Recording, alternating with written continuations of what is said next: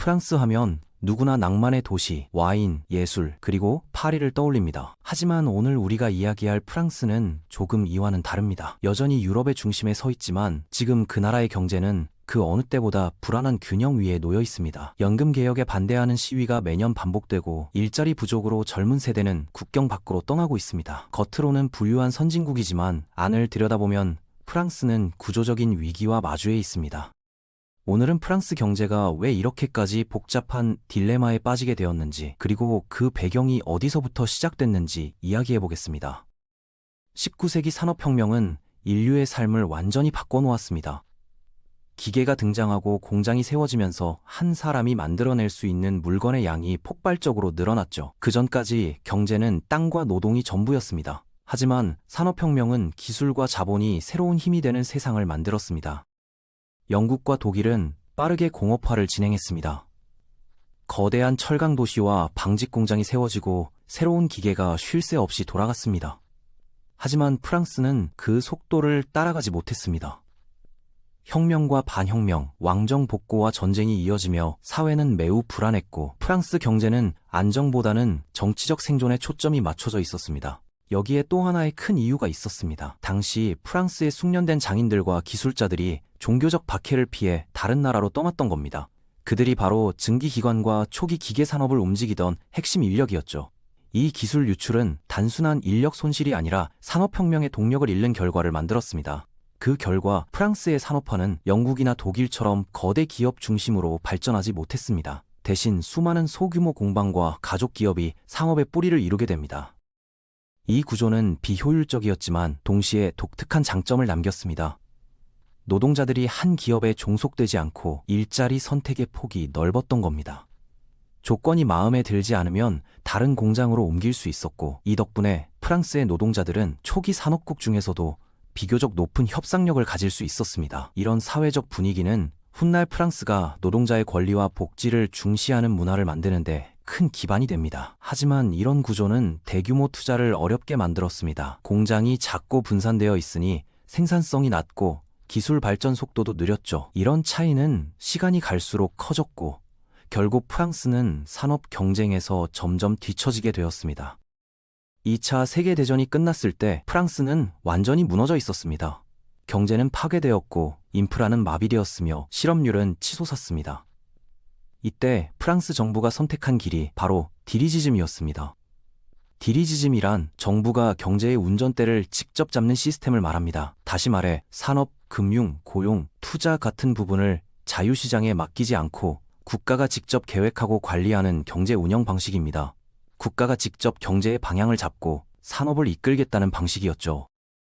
이런 정책 하에 정부는 은행, 철도, 전력, 항공, 통신 같은 핵심 산업을 국유화하고 국가가 주도적으로 회사를 만들고 투자와 고용을 통제했습니다. 그 목적은 분명했습니다. 민간 자본만으로는 재건이 너무 느리기 때문에 국가가 중심이 되어 국민의 일자리와 경제 회복을 보장하겠다는 것이었습니다.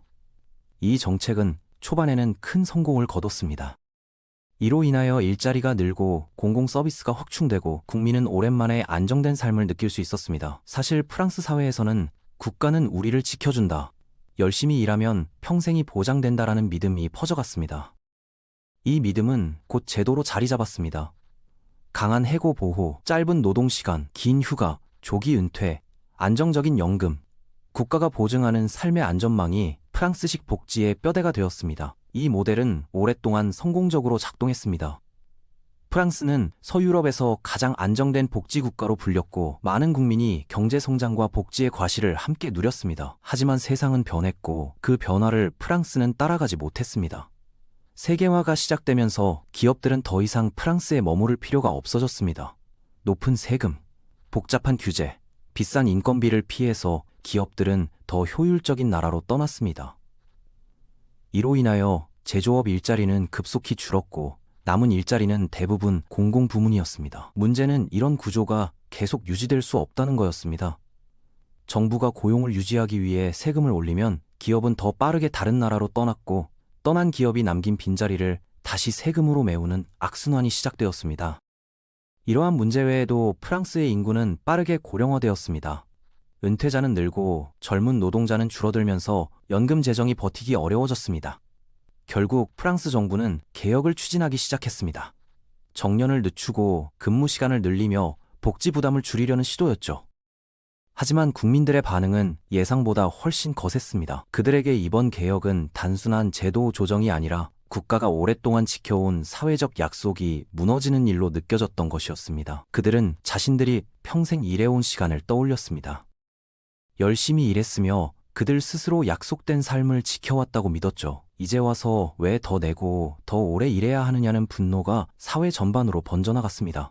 이 반발은 단순한 불만이 아니라 오랜 신뢰와 자부심이 무너지는 순간이었습니다. 이 목소리는 곧 거리의 시위로 번졌습니다. 정부는 경쟁력과 재정 안정을 위해 어쩔 수 없는 선택이라고 주장했지만 국민들은 그보다 더 중요한 것은 국가가 지켜온 신뢰와 복지의 정신이라고 말했습니다. 결국 프랑스 경제는 두 세계 사이에서 끊임없이 흔들리고 있습니다. 복지를 지키면 기업의 부담이 커져 경쟁력이 떨어지고 반대로 경쟁력을 높이려 하면 국민들은 삶의 안정이 위협받는다며 강하게 반발합니다. 이 딜레마는 지금도 이어지고 있습니다. 프랑스의 실업률은 여전히 높고 정부에 대한 젊은 세대의 불안은 커지고 있습니다. 기업은 혁신보다 생존을 고민하고 국가는 재정 압박 속에 줄타기를 이어가고 있습니다. 프랑스는 여전히 고급 제조업과 패션, 와인, 항공우주 같은 분야에서 세계적 경쟁력을 유지하고 있습니다. 하지만 이런 산업만으로는 전체 경제를 지탱하기엔 부족합니다. 그렇기 때문에 복지와 세금을 그대로 유지하기엔 생산성과 성장 속도가 따라가지 못하고 있습니다.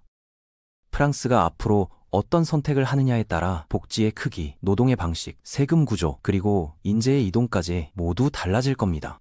이 갈등은 아직 끝나지 않았고 프랑스 경제의 가장 큰 부담으로 남아 있습니다. 한때는 유럽의 중심이었던 그들의 모델이 앞으로는 변화의 중심이 될지 아니면 과거의 유산으로 남을지는 이제 그들의 선택에 달려 있습니다.